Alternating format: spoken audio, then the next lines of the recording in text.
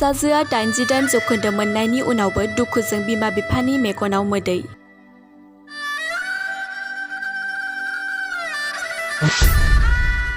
Matric आनजादनि रिजाल्टखौ फोसावबाय। फिसाजोनि रिजाल्टआबो 88 जौखोन्दो फैबाय।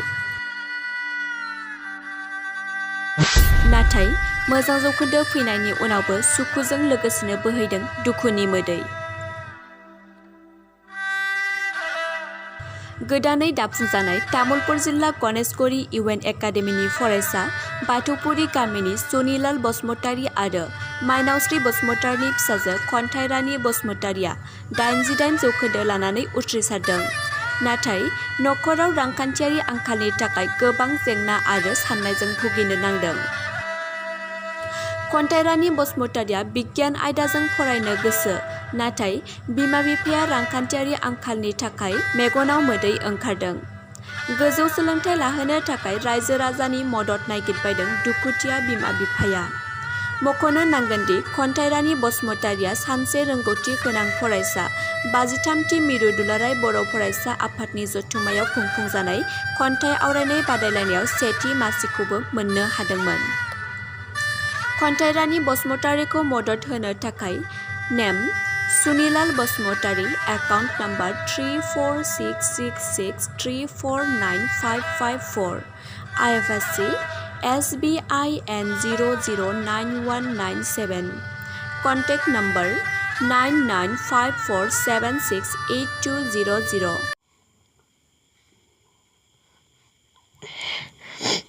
आं फरिखानि 1.5 मास सिगाङाव हस्टेलाव थाहैदोंमोन। बेयाव बाबाया नेदोंमोन सम सम मोनायाव। मालाबा हरनि 2टाबो जायोमोन, मालाबा 12टा 11टा इदि। ओमफ्राय दायो नोंथाङा मा आयदाजों फरायनो गोसो दा? लुगैनाया साइन्सआव एसे लुगैदोंमोन, खिन्थु हानाय नङा बायदि मोनदों। बेसेबां जौखोन्दो मोन्दोंमोन, पारसेन्ट मोन्दोंमोन? 88.33। दा नोंथाङा बबे फरायसालियाव बा बबेयाव बेफोरबायदि फरायनो थांखि लादोंमोन? आं इमान गोजानाव थांनो थांखि लाखियाखैमोन, खाथियावनो मोजां कलेजाव फरायनो लुगैदोंमोन आरो। गांबा मा साबजेक्टआव? साइन्स, मेथ्स, इंलिस ओमफ्राय बड'। बयनिफ्राय बांसिन मायाव मोन्दोंमोन? बांसिन मेथ्सआव। मेथ्सआव बेसे मोन्दोंमोन? 98। 98 ओमफ्राय आरो? साइन्सआव 95 मोन, ओमफ्राय इंलिसाव 83, बड'आव 96, हिन्दीआव 80 बेसेबांथाय। नोंथाङा फरायनायखौ मा थांखि लादों? आं प्रफेसर जानो सानदोंमोन आरो। दा नोंथांनिखौ फरायनायनि थाखाय रायजो राजाफोरनिफ्राय बा सरकारनि फारसे नोंथाङा माबाफोर बिदि मदद बा खावलायनो सानो नामा?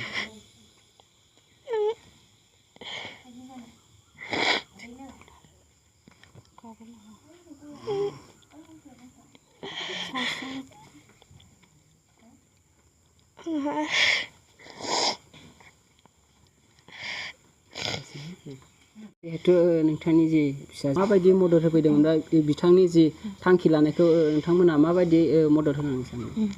जेनेबा जोंथ' फिसाखौ हेल्प होबोदोंमोन दिसुन, बायदि खस्थ'नि गेजेरजोंबाबो जेनेबा फिसाया जाहाथे मोजां जालांनो हागोनदां बिदि साननानै जाहाथे जों खस्थ'नि गेजेरजों हेल्प होबोदोंमोन। बिदिनो थाखा फैसानि खेथ्रआव प्राइभेट स्कुलाव होनाय नालाय बिराद खस्थ' जायो। बिनिफ्राय जोंजों लोगोसे फिसानि जिहेथु सार मिस मेडाम मोनाबो थोजासे मदद होबोदों। बेनि गेजेरजोंनो फिसाखौ जाहाथे मोजाङै मोजां उथ्रिसारनायजोंबो जों बिराद मोजां गोजोननाय मोन्दों। बेनिफ्राय फिसाया जुदि जाहाथे इयुनाव बेबायदिनो जों होलांनो हानायमोनब्ला जाहाथे इयुनाव मोजाङै मोजां गिदिर मानसि जानो हागौमोन खोमा बिदि साननाय फैदोंमोन। नाथाय जों दा फैनानै नै दा जों क्लास 10 मेट्रिक फरिखा जोबनाय लोगो लोगो जों रिजाल्टखौबो मोनबाय। नाथाय रिजाल्टखौ मोनखांनायनि उनावबो बिराद गोजोननाय फैदों 88% मोननायजों लोगोसे गोसोआव गोजोननाय फैदों गोग्गानाय फैदों जाहाथे गोग्गानायजों लोगोसे जोंहा बिराद दुखु जारला सहाय जाबोदों आरो जेंना नुजाथिबोदों मानो होनोब्ला फिसाया गावनि गोसो बायदिहाय साननाय बायदिहाय आवगायलांनो हानाय नंला जोंनि थाखा फैसा दिहुननो हानाय नंला बिनि थाखायनो जोंहा दुखुबो मोननाय फैदों गोसोआव बिराद मिनिनायनि गेजेरजोंबो गाबनायाबो फैदों आरो जाहाथे फिसाया जोंखौ जों होनो हायाबा फिसायाथ' जोंखौ दुखु मोनगोन आरो गावनि साननायाबो जाहाथे जाफुंनाय नङा जाहाथे बिनि गेजेरजों जाहाथे बिनि गेजेरजोंनो आंनि खुलुमनायखौ जाहाथे रायजो राजा आइ आफा जोंनि हारिनिनो गेदेर गोलाव बिबानगिरिफोर दैदेनगिरिफोरा जाहाथे आंनि फिसानि थाखाय माबा मोनसे अनसुंथाइ होयोब्ला जाहाथे आं फिसाखौ इयुननि थाखाय मोजां स्कुलाव फरायहोनानै जाहाथे फिसानि साननायखौ आं जाफुंहोनो हागौमोन बेखौनो आं रायजो राजा गाहाय दैदेनगिरि जोंनि बर'फोरनिफ्रायबो BTC सरकारनिफ्रायबो जाहाथे आंनि फिसाखौ अननानै एसे एनै अनसुंथाइ हरोब्ला आं जोबोद गोजोननाय मोनगौमोन आरो जाहाथे फिसानि दुखु जारलाखौ आं सहायनानै थानो हानाय नङा बिनि थाखायनो आंहा बिराद गोसोआव दुखु मोननाय फैदों आरो आं मालाय माथो होनबावनो नङा होमबा बे बेलायावथ' आंनि फारनिफ्राय बिराद खुसि आरोखि गोजोनदों जों जिखौ हास्थायदों जों जिखौ लुबैदोंमोन बेखौ दिनै फिसाजोआ होदों बिनि गेजेराव दिनै फिसाजोआ होबाय जेथिया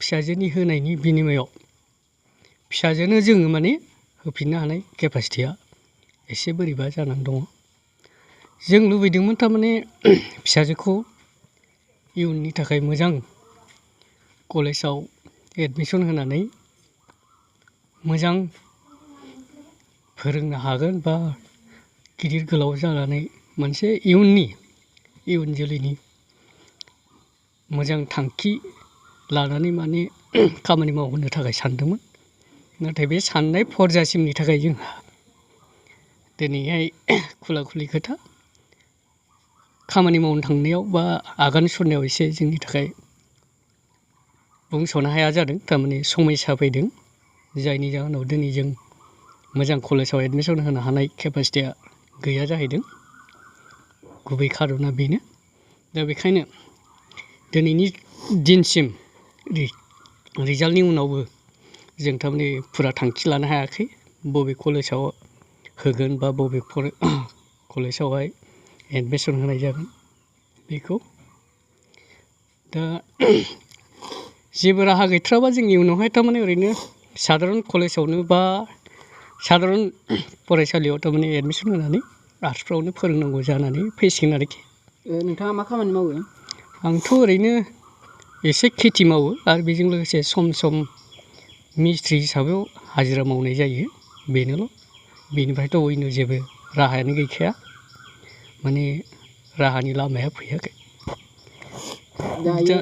दा नोंथाङा बेनो आंनि हास्थायनाया थारमाने आं आंनि थाखाय बा आंनि फिसाजोनि थाखायथ' आं जेसेबां सानदोंमोन बेसेबां हायैलाय जास्ट रायजोनिफ्राय बा सरकारनिफ्राय थारमाने जिहेथु बिनि फरायनायनि लामायाव माने फरायलांनो हानाय माबा मोनसे होयोबा आं गोजोनगोन आरो आं खुला बुंनो हायाखै थारमाने आंनि गोसोनि दुखुखौ आं फोरमायनो हायाखै खोथाया जाहैदों थारमाने सिथ्रि सिला सिबबायाव गोसोनि खोथा गोरबोआव बेबायदि जानानै फैदों आरोखि थारमाने दाने बुंनो सानबाबो दिनै खुगाया गेवा बेबायदि जानानै दं आरोखि खोथाया बेनो दा माने जुदि सोरबाफोर बा बबेबा संगठना थारमाने बबेबा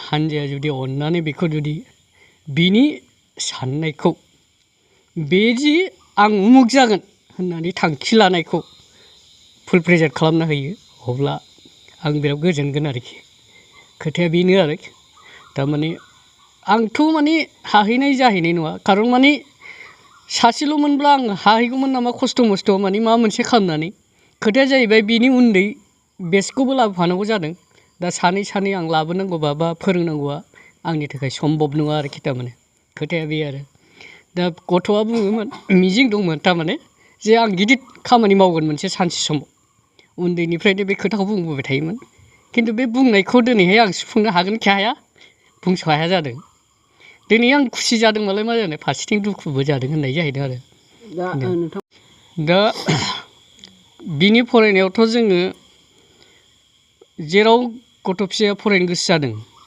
लुबैदों बेयाव फरायहोनाया जोंनि थाखाय सम्भब नङा नालाय जों खावलायोबा जों लुबैयोबा जों हास्थायो जे बे जि फरायसालियाव बा जि कलेजाव एडमिसन लानो सानो बा फरायनो सानो बे फरायनो साननायखौ बबेबा संगठना थारमाने जातिगत संगठन जेरैहाय थारमाने अनेक दङ सोरबा समाज सिबियारि दङ सोरबा बबेबा समाजा मोजां मोननानै हेल्प होनाय दङ थिग बेफोरबायदि बिनि फरायनायाव जेरै मोजां कलेजाव हमनानै ला प्राइभेट कलेजफ्राव सरकारिनि अनगायै बेफोराव जुदि माने फरायनायाव जिहेतु जेरै बिनि एडमिसनानो जा बा बिनि थाहैनाय जाहैनाय फरायनाय बेफोरबायदि माबायाव जुदि हेल्प मोनोबा थारमाने